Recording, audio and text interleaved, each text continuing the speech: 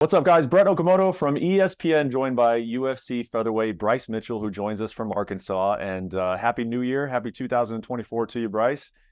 Before we get to all the fight stuff, I got to ask because it was one of the biggest things that you were talking about during fight week was how is the barn looking? Is the barn all finished, or are we still working on the barn?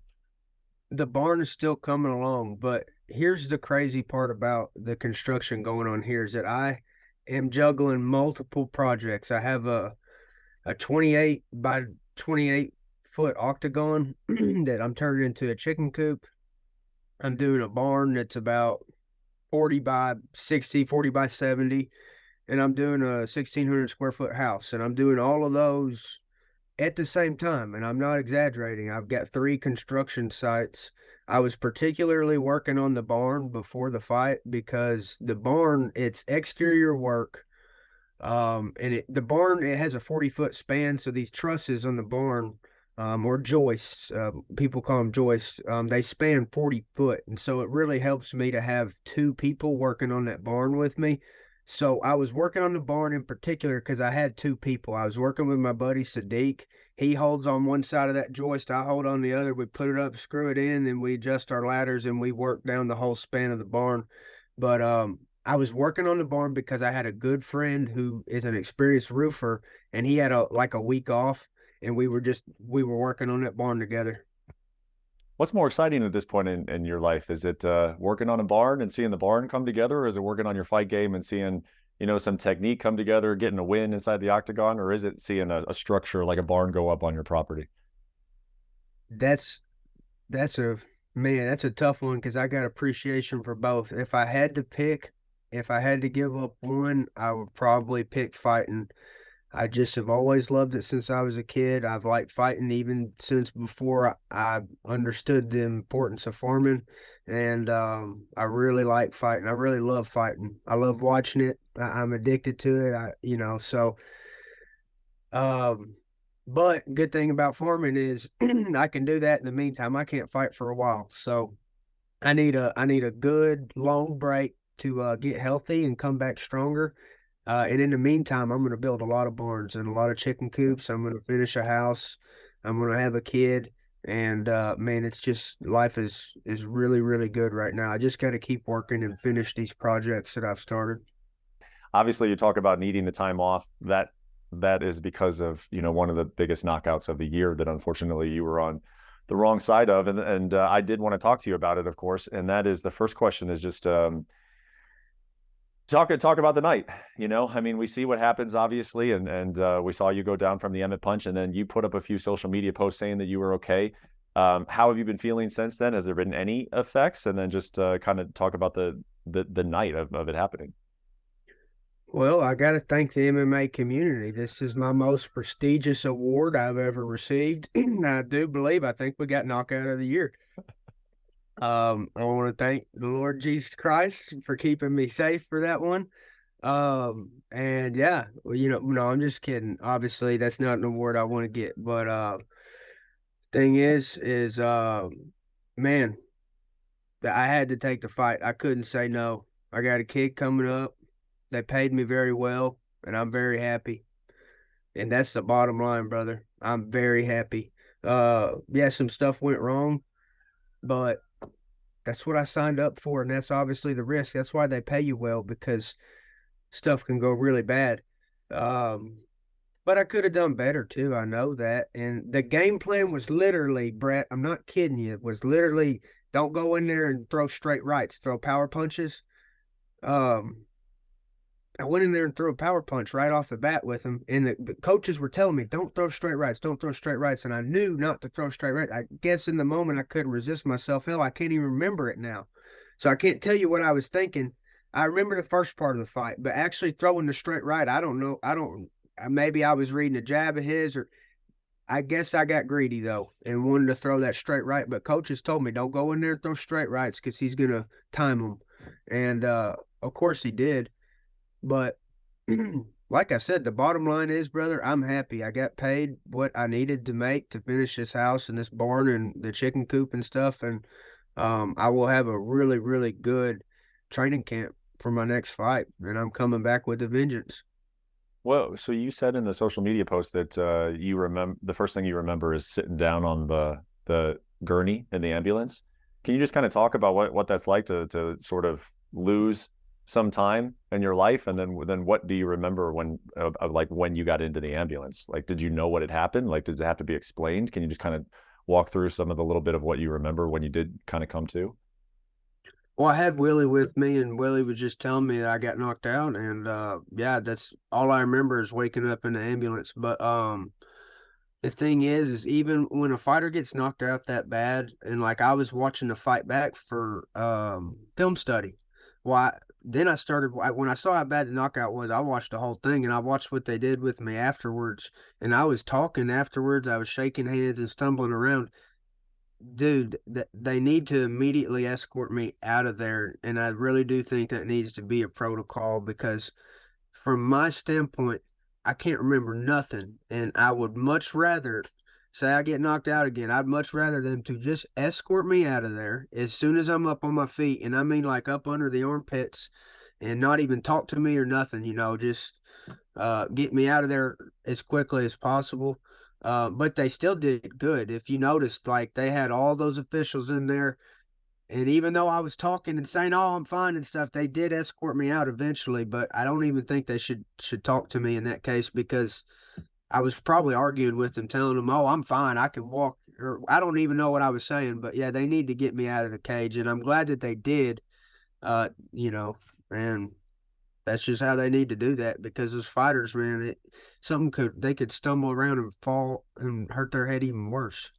For sure. Yeah. And then I think like the most kind of jarring thing about the knockout was obviously the convulsions. I mean, what is that like for you to sit there and watch yourself do that? Is that unsettling for you, or what is that like? Now, I do that in my sleep anyways, so I mean, I'm not really worried about that part. But ask my wife; she'll tell you I was kicking stuff in my sleep. Yeah. That's just a normal thing that you've done, like what, since you were a kid? Yeah, that don't concern me at all. Well, that's great that you're not worried about the convulsions. How about everybody else? Like your loved ones, your family members? Like, did you get a lot of like concerned text messages? Like when you got to the hospital, what was your phone doing when you got there? Yeah, that's the worst part for me is dealing with everybody afterwards because they all thought I was dead and everything. And I mean, it's just terrible, because literally everybody that I knew was crying and just like sad. But on the bright side, that was the easiest fight for me as far as I'm concerned. I've never had a fight where I've come out of it feeling so great. I just wake up in an ambulance and can barely remember what happened.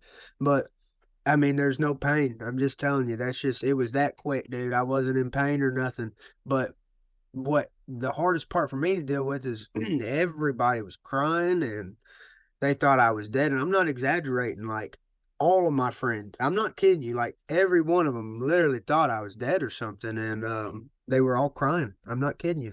And so it was that bothers me. And that's going to motivate me because I know now it's not just me getting hurt. These people really care about me that are watching. And it really actually, that bothers me the most is that everybody else was so bothered.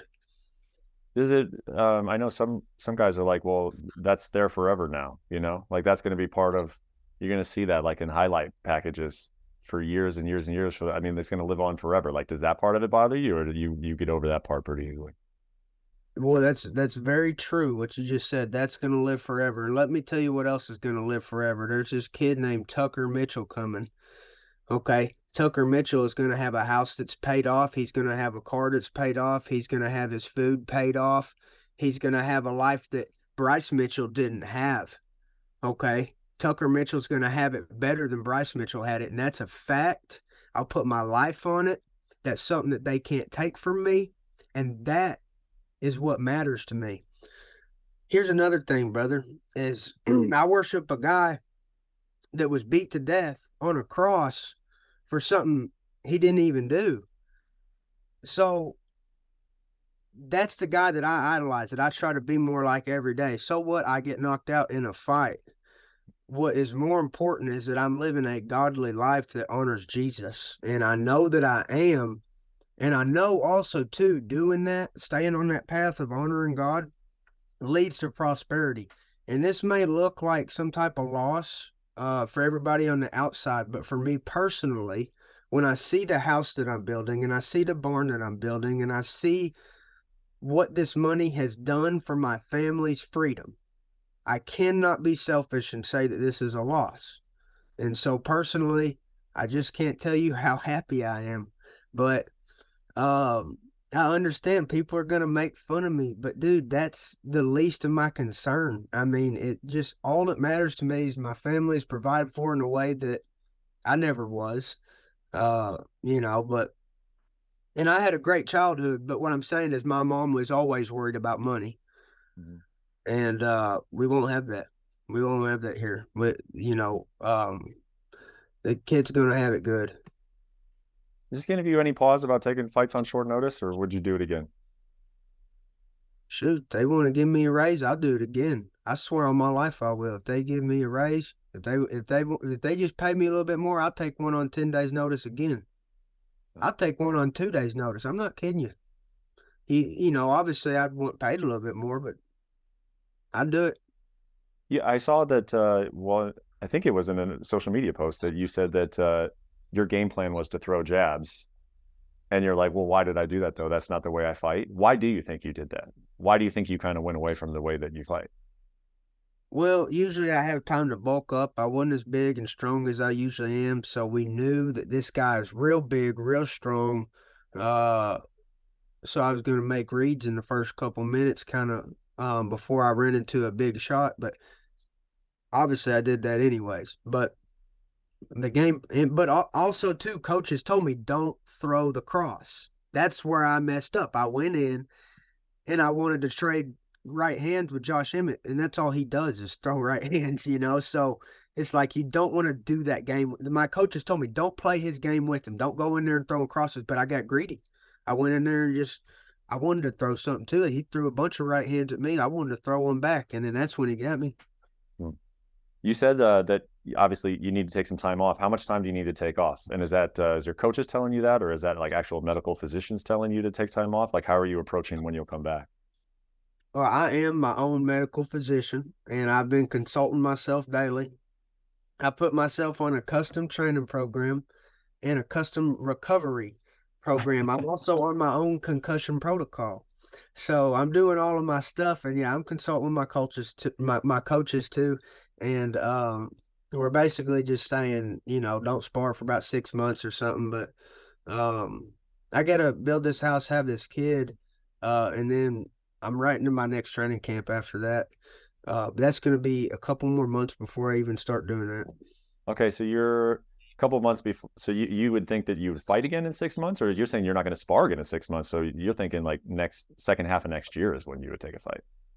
Yeah, something like that. But the good thing is I don't have to rush into it. Here in a couple months, I can go, maybe 4 months from now, I can maybe spar, see how it feels.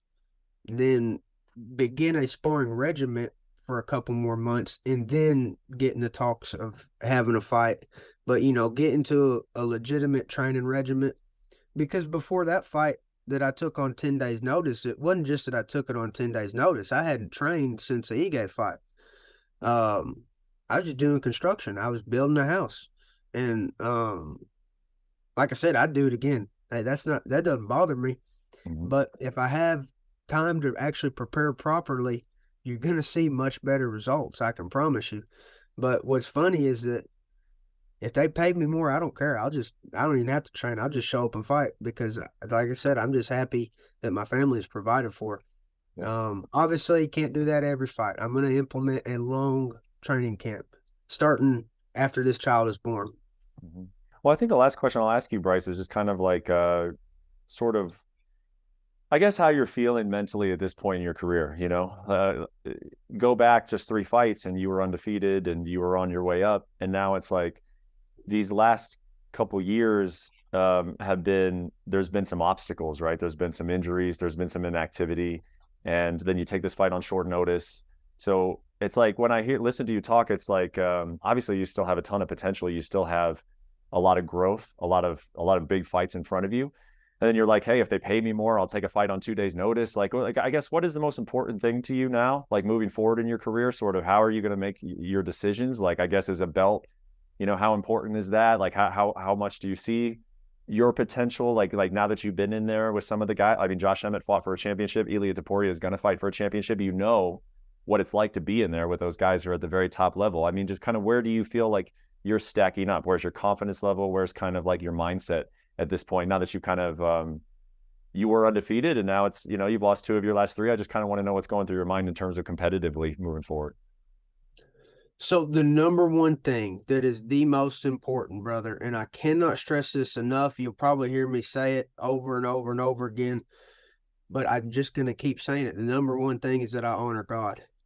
And when you understand that, then you'll understand how I operate and why I operate the way that I operate. If you don't understand that I'm trying to honor God, you're not going to understand how I make decisions. You're not going to understand. You're going to think I'm an absolute crazy man. When you understand that I operate and I'm trying to honor God and that's all that matters, then you can look in my shoes and say, okay, I see the path that he's going to walk. Also, too, you asked, where's my confidence? Brother, I'm the best. I'm just telling you, it's going to come out. People are going to understand that. My confidence is untouchable, okay, because I have that foundation of hard work that it was built upon, blood, sweat, and tears. And a result over one night, you can't take away my 15 years of hard work. I'm just telling you, you can't. I have that foundation. I know where I am. My confidence is untouchable. And also, too, I trust in Christ. So I know that a lot of this stuff is actually out of my control, and Christ is going to do what he wants. And I just have to respond and yield to, what he wants. And then there was another question in there. Oh, you kept saying I was undefeated. You kept saying I was undefeated. And that's where the big misconception lies, man. And shoot, I personally was not undefeated. I mean, I'm telling you, I got beat on the best opportunity I'd had was to go win the Ultimate Fighter. I got beat in that. I got beat as an amateur. When I was a kid, I was probably 10 years old. My neighbor Jimmy knocked me out in the front yard. I can tell you all these times I've had my ass kicked, brother. And just because there wasn't a camera crew there recording it, that people don't understand the things that I've been through in life. And so they think this knockout is going to make me or break me. It wouldn't have mattered. It wouldn't have made me any more of a fighter if I'd have gone in there and knocked Josh Emmett out. I'm telling you, I am what I am, and nobody can take that from me. And just because you ain't seen me get my ass whooped before doesn't mean I can't get my ass whooped and come back. I'm telling you, I've been doing this for a while. But the perception that people see of me, oh, the undefeated up-and-comer, that's great for a marketing campaign. That's great. Go ahead. Run the ads all you want. Slap some camo on it, and there you go. Bam. Sell it all you want. I don't give a shit. What I'm telling you is the reality is I've been beaten, and that's how I'm tough. And one loss ain't gonna stop me. You can't stop that. Okay. And I'm telling you, it's gonna be God's plan. And he's provided me with the health to take another opportunity to fight here in about a year or whatever. And I'm going to do it again. And I'm telling you, God willing, I'm just going to keep fighting until I can't do it no more. And like I said, I'm not done yet. I'm coming back, brother. Yeah, that makes sense, man. That really makes sense. I like the way you put that because, you were marketed as an undefeated fighter, but that's not really indicative. That's not who I am, dude. That makes sense to me. I grew up the smallest kid in the neighborhood. I got my ass kicked all the time, dude. People don't understand. But my real friends, they know. So it is what it is. I always enjoy talking to you, man. Thank you so much for doing this right after the new year. Enjoy your time off. Enjoy your son, man. Really, congratulations again on the upcoming birth of your child, and enjoy putting together that campus that you got going over there in Arkansas. Dude, yeah, we can meet up again when all that's done, and we can podcast from inside of that place. It's going to be nicer. We're getting out of this trailer eventually, okay? Yeah, show me the octagon chicken coop. I mean, that sounds very, very unique, man. That's got to be one of its kind in the world. So, dude, well, I'll tell you what. When we get this place built, there's going to be room. You come over to Arkansas if you want. It's very cheap. Never been to Arkansas. I would come.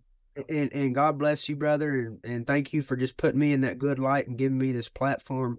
Man, I'm so appreciative because I want to let people know I'm okay and that I'm happy and that Yeah. I'm ready to go. I'm not done yet. I'm far from done.